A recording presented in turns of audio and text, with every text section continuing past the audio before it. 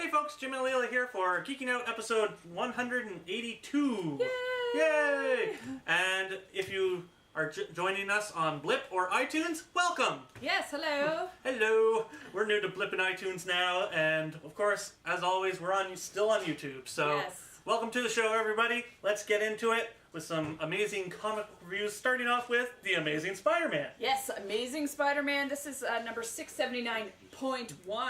So for people who... God, I hate those point ones. For people who are not familiar, that's Marvel saying, hey, if you haven't been reading Amazing Spider-Man up until now... You don't need to, because... You should start here. It's the same old thing. Yeah, well, they're saying this is the beginning of a story arc that you can jump on here, and you supposedly don't need to know any backstory. You can just start here and roll on through the story.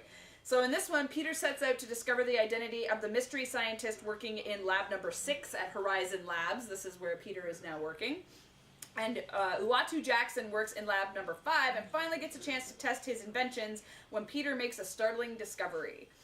Okay, so it was a good issue. I enjoyed the story and the art, although I'm not super stoked about the whole tie into Spider Island. How's that point one? Because you sort of need to know what happened there. This whole serum post Spider Island thing is all weird, and I don't know if I'm down with that. It was kind of interesting, and anytime you get a certain vampire character from the Marvel Universe in there, it is kind of cool. So, if you want to start reading Amazing Spider-Man, this is the one to start with. Next up, we have the much talked about Buffy Season 9, number 6. And in this one, Buffy must weigh the life of being a Slayer against the life she is about to bring into the world, and after some soul-searching and a discussion with Robin, the son of a former Slayer, Buffy decides to have an abortion. Principal Wood is back! Yay! And Principal Wood is back, yes. Okay, there is a lot of talk about this issue, about the certain abortion issue, which we won't go into. No. I find it really brave to bring an issue like this forward in a comic series, especially like this. Mm-hmm. But I don't really see the point of it. I don't ever think that Joss would do something like this in a Buffy comic. Yes, it's very brave. Yes, it's very intriguing. It obviously got media attention. It got a lot of media attention and brought people to read it, so it's a good thing. It brings attention to the subject matter, and that's always a good thing, I think. But of course, it's presented kind of in the wrong way. Yeah. I mean, when you're doing stuff like this, it's better to focus on the story and stuff. Mm-hmm. But people, of course, focus on the issue's overclouding it now. So. Yeah. Other than that, I mean, as always, it's an interesting story. Mm-hmm. Some good character development, as always, in the Buffy book, but I don't actually need to even know if I need Buffy's character to go in this particular direction. I don't know either. It really kind of gets to me, and I mean, there's a lot of vitriol coming at it. Yeah. Which is really unfair, but I mean. Well, again, was this a direction they needed to take? No, I don't think so. But it's an interesting direction nonetheless. Yeah. It's at least something that's never been done before, and it's not that I can recall. And it's a really brave thing to do in a licensed comic. Mm-hmm. So definitely not taking us back to the days of the comic code or anything like that. So. No, that would get shit canned right out the door if it was in the comic book code days. But I quite like the issue. It's well written and well drawn, as always, by Gente, and as always, it's got some good laughs in there as well. But the ending is just where it loses it, and I don't want to discuss the issue because it's not an issue I want to talk about on this show. But it's an important issue. It's an important issue nonetheless, and I'm actually quite proud of the guys at Buffy for doing this. It's an interesting way of doing stuff, and I appreciate it. I appreciate the try, but it's not something I can really discuss on a show like this. So there is that, but let's get to some more. All right, so we've got Venom number 13.2. So I've been reading these Circle of Four. This is the third part, and I said I'd bring you guys all of them. Because you love to torture yourself. Yeah, I guess so, yes. So in this one, Venom, Hulk, and X-23, and Ghost Rider, but Ghost Rider Alejandra, continue to fight Blackheart's hellish warriors, the Antitheses. When the battle is all but lost, Alejandra makes a terrifying decision. Okay. She decides to go see Ghost Rider Spirit of Vengeance. Well, there's lots of stuff about Ghost Rider in the news now, especially too with the Gary Frederick, and all that, right? Which we might discuss a little later next week. But, yeah. Until I get all the facts. And somebody put up something about how Hero Initiative, because he lost his suit against Marvel, that Hero Initiative's going to do something to sort of help they're helping him out. Yeah. So that's interesting. That's when we know more about that, hopefully I guess Gary will get some help from other people. Yeah. But, so anyways, we'll discuss that in next week's news that's section. A whole episode on its own, I guess. Anyways, back to this one. I'm not exactly a fan of the art here. They are changing creative teams throughout this storyline, which really hurts that. Yeah, which really hurts it. I just wish that they would stick with a team and roll it through. And also, nothing really happens in here except for there's a lot of fighting and taunting until the last couple of pages, where again I referred to Alejandra's decision that's going to turn the tide of the book. But other than that, like, not much happens. It's just, these characters fighting against their fears, basically. Sounds very like throwback to Fear itself. Yeah, like we haven't seen that before. Yeah, exactly. So I don't know. It's okay. If you're a fan of Venom, there's not even a lot of Venom in this book. So that kind of sucks. Yeah, kind of. So I mean, I don't know. This Circle of Four thing's okay, but it's not my cup of tea. I'd love to hear your opinions on it if you have any. I'd look forward to discussing it with you. Next up, Transformers Infestation 2, number 2. And in this one, the evil of the Elder Gods has begun to infect human and machine alike, and it's up to Tobias Muldoon and Nikola Tesla to revive Optimus Prime to stop this otherworldly infestation. Okay, well, as you know, I really loved the first part. Yeah. This went completely off the rails. 180! It did a complete 180. This looks like it was done in a week. This looks like it was terribly rushed. Yeah. There are so many continuity errors in this that I can't count them. Wow. I love the character of Tesla in this, because, well, it's cool. It's cool, Tesla. I mean, but other than that, I can't really highly recommend it. I like Train Optimus in this. I like some of the designs, steampunk and 1880s style designs for the Transformers. I love all that. It's just, it looks really rushed. Yeah. It looks like they just took a week and said, here, do-do-do. And that's not Guido's style, and it really hurts him here. Other than that, I mean, it's an okay ending to the story, but it really doesn't do anything. Yeah. It just And this is a big event thing. This is a big event thing that spans, like, several books. Like, there's a D&D one that came out this week. There's TNT, there's Turtles, there's G.I. Joe, there's 30 Days of Night, I think there's Ghostbusters as well. Yeah. But it goes over a lot of their properties, so... It's pretty bad when you can't even have a competent ending to a two-parter, so... Yeah. I don't really recommend this, but if you're a fan of the steampunk-style Transformers, you're gonna probably enjoy it. I just didn't, so that's just my thought. Alright, so here's another one that you may have seen in the news this week. Road Rage #1. Which sold out, apparently. Yes. So, my copy could be worth... No. Anyways. $3.99! Yeah. Okay, so this is written by the father and son horror masters Stephen King and Joe Hill. And the story that they wrote was sort of called Throttle, and then it's adapted here for comics by Chris Ryle and Nelson Daniels, the artist. Yeah. Okay, so... even the people who wrote it and have everything to do with this book have said that it's sort of a tribute to Duel. Spielberg's first film. The for anyone who doesn't know. Yeah, okay. It was a TV movie in the 70s. Right. Quite fun. Yes. So, which they're actually going to do a Duel adaptation apparently after this. I don't know if it's a straight up adaptation or just like another story based off Duel of was that. based off a story in the first place. Yeah, exactly. So, but I don't think it would work for tension-wise in the comic I don't know how they're going to that. But for those of you that aren't familiar with anything of what we're talking about, this comic book is the tale of what happens when you cut off a guy in a big truck. Yeah. It's kind of that simple, but it also follows the story of a gang of bikers or riders while they're on the road, and like it talks about while they're on the road in the first place, which of course has to do with like meth and lost money and all those things that you go on the road for. Exactly. So this was a good start. The story is surprising and really horrific. Like I didn't expect some of the turns in it. And the art was pretty good, but it kind of lacked detail and polish in certain panels. There were certain ones that I was like, oh, that one was thrown off in a minute. Yeah. IDW does that a lot, though. So. But fans of the source material should probably be pretty happy with this.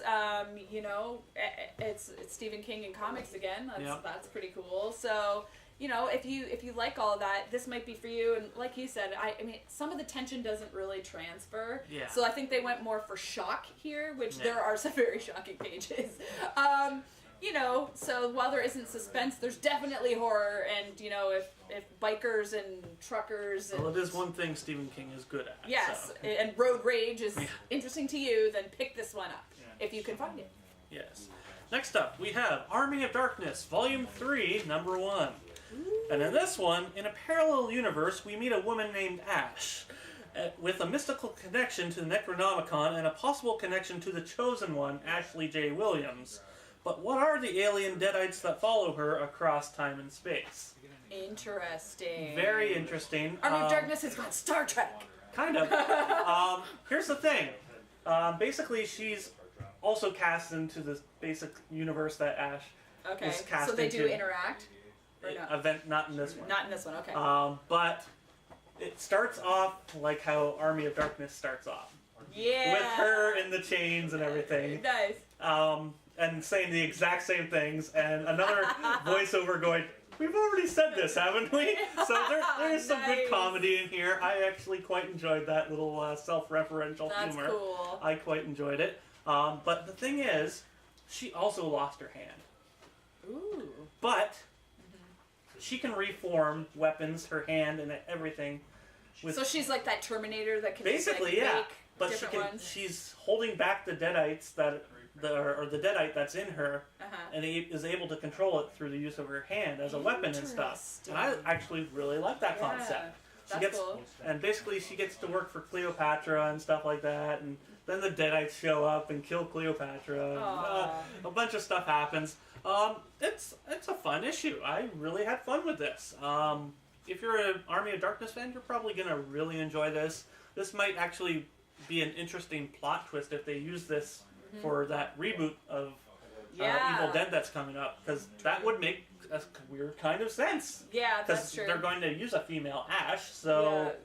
Yeah, this could be the basis for that. You could be seeing the book that becomes lots of money because it's the basis for a new film. Could be. Who knows? But I quite enjoyed this one. If you're a fan of Army of Darkness, check it out. It's a lot of fun. Okay, last but certainly not least this week. In fact, this was my favorite book this week that I read. This is Star Wars Dawn of the Jedi Force Storm number 1.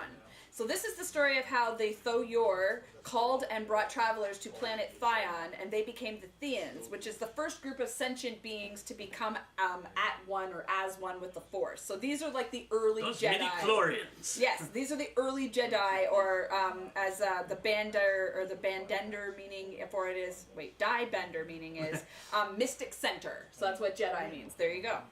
Now we know what Jedi means, so we can make fun of people more. Yeah, I guess so. So they studied the Force and mastered the abilities that it gave them.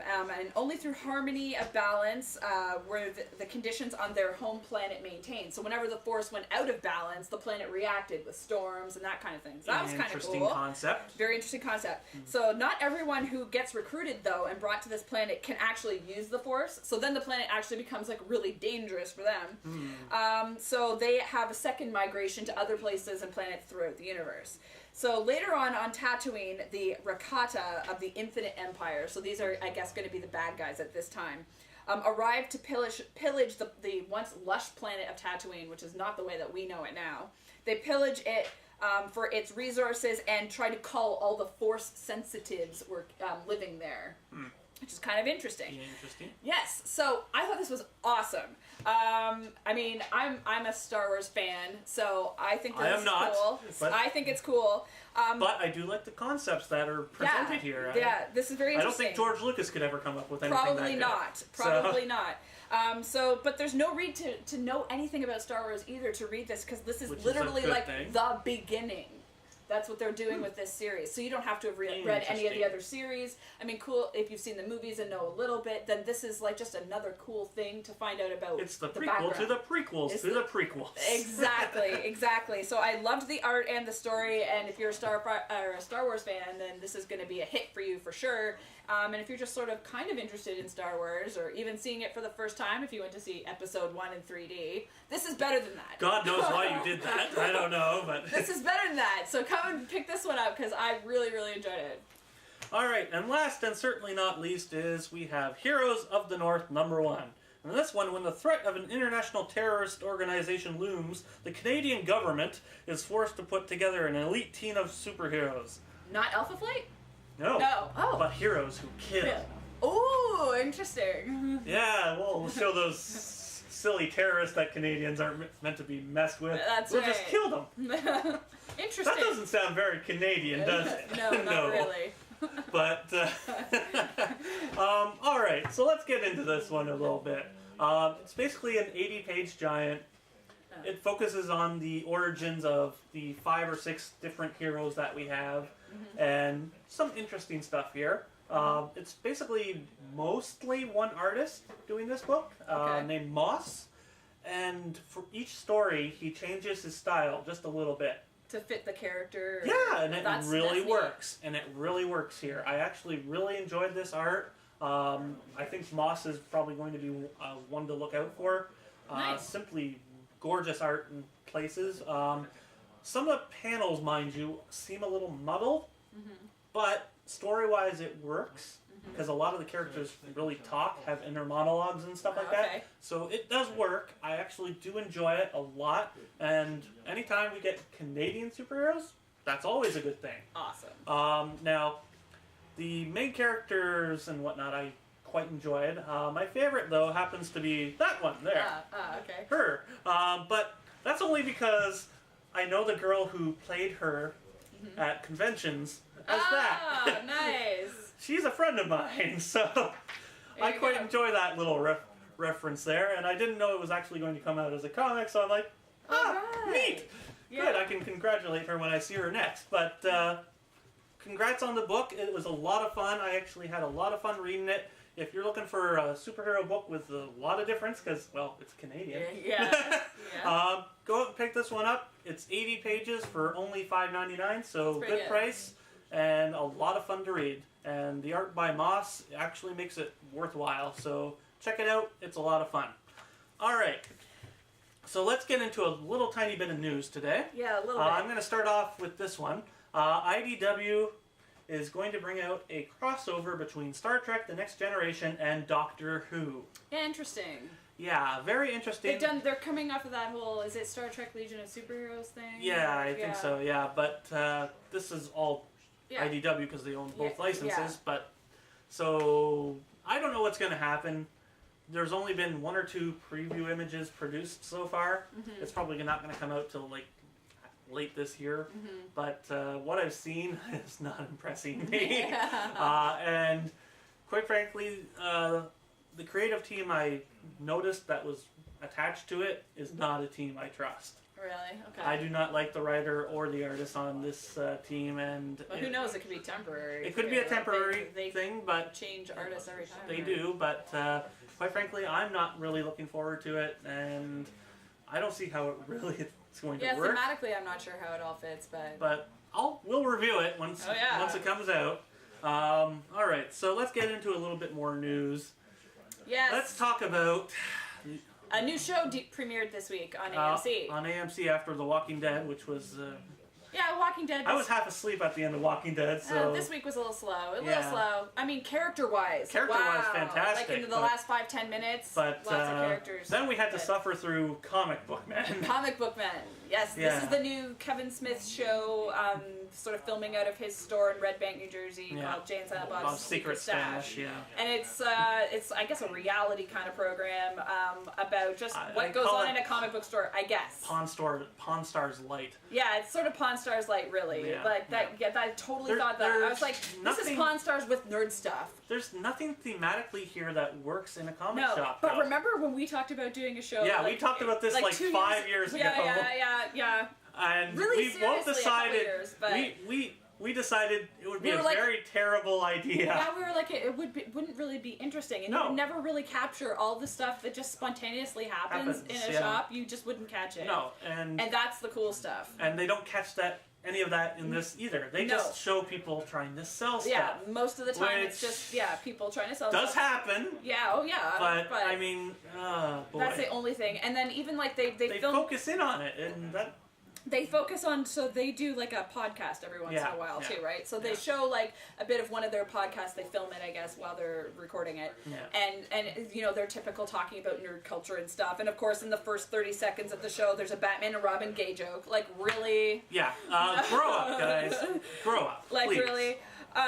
You know, and then the whole argument about why does Christian Bale growl as Batman, and it's idiocy. Yeah, it's complete and utter idiocy. Yeah, I wasn't like, you know, this wasn't really interesting. No, and it wasn't. And the fact is, they treat each other like shit. Some of them, yeah. I mean, I like Ming. Ming's cool. Ming's cool because he actually works hard. Yeah, he worked pretty hard, and he takes a lot of crap. But, and that's really unfair to him. Yeah, it kind of is. Kind of is. But I thought it was really funny, the comment that I think it's Brian says at the end, where he's like, does anyone ever come in here just to buy anything? And I was like, well, apparently not, that you showed in the show. Yeah. I don't know if that's true. And like, and even some of the conversations that they had, I was just like, that's not the conversations that I've had in a nerd store. Hell, we're filming our show right now, and we have customers behind us. Yeah, exactly. So, you know, we've had conversations about who would beat up who, the Hulk or Superman, or... You know, we discuss stuff like this all the time. It's what we do. Yeah. But it's just and definitely a lack of female nerds. Yeah. I don't know if they can find any, but we have lots here. Tons here. We have like 4 people who work here. Yeah, I thought they put out a casting call. I thought for this show, and I don't think a woman wants to work in a shop with those dudes, with men like that. Yeah. Yeah. I don't think women are safe with those idiots. But. Yeah, so overall, kind of disappointing, and I hope that people don't look at that and go, "Oh, that's what a comic book store is about." I really hope people don't look at it and take it as a sign of what a comic shop is. Yeah, it's totally not. Yeah, no, really not. Just the way they treat each other and their customers. Yeah. It sickens me. It really sickens me, and I didn't think it was funny. I don't think it's funny either. And anytime you. And anybody can give stuff away, like that part with the flea market where they're just like, oh, a whole tall table, $10, blah blah blah. Like, that's not the industry. That's not how the industry works, and and if it is, then the industry won't be here much longer. Yeah, and they don't know what they're talking about anyway. Right. So I mean, they had people come in and try and sell stuff. Which that happens. Which happens every day. Yeah. And we might not get like a Bob Kane original drawing or anything. Yeah.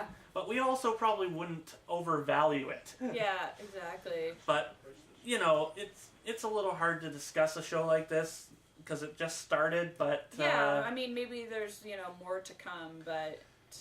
I don't know. First episode, not too impressed. And they definitely gave it a big time slot, like right after Walking Dead. Yeah. They clearly want it to succeed. It's going to have the ratings, but it's going to draw people away from the comic shop if they think that people That's the way it is. Yeah, and it's not. Trust me, it's not. No. I've worked in the comic book industry over 12 years myself. Leila's been here 20 plus, and we know what it's like. Yeah. We know artists who know what it's like. Yeah. This is not what it's Maybe like. we should all get together and make a show. I have plans. But I'm not going to discuss them. Yeah. No. What we might do is something real fun, though. Mm-hmm. And we might get an artist to come in, and we might do a commentary over the first episode of Comic Book Man. That would be cool. In the next week or two. Yeah. It'll probably get taken off of YouTube, but... right away for, copyright stuff or whatever. You know what? F it. I don't care. I want to make fun of this, because it's so much... There's so much idiocy in this show. I cannot even begin to measure how dumb these people are. But we'll give it 2 or 3 episodes. We're going to give it 2 or 3 episodes to change our minds. Yes. But the first episode... When you go into gay jokes in the first 10 seconds... It was like 30 seconds. I was watching the clock. 30 seconds. Which, not surprising. I guess Kevin Smith knows who his fans are. Maybe that's the... that's what's really pathetic. You know, but like, it just that's the way you talk about... That you still think gay jokes are funny. Yeah. That's pathetic. I'm sorry, it is. Yep. But yeah, to say the least, not impressed with this show. I'll watch the next 2 episodes just to see if it changes. We'll talk about it like after episode 3. We won't talk about the next one. We'll talk about it after episode 3. We'll discuss it a bit more after episode 3. Anyway, that's pretty much our thoughts on it. Yeah, we'd like to hear your thoughts. We'd like if love we're to hear wrong, your if you're thoughts. like, you're crazy, it's awesome because of blah. And if Kevin Smith happens to see this, yeah, we'd like to talk.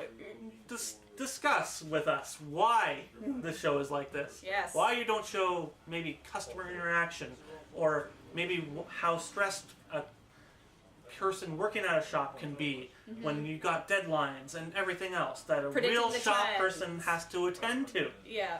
I mean, I've seen Leila very stressed over deadlines and everything. Yeah. That's drama, people. Yeah. That's what I'd love to see on It'd a be show. interesting to see Free Comic Book Day in the Secret Stash.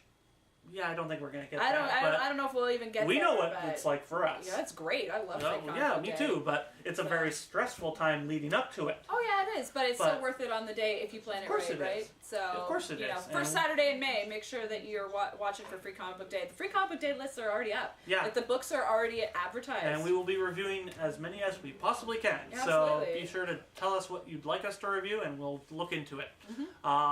But for now, we're gonna head off, and we will see you next week.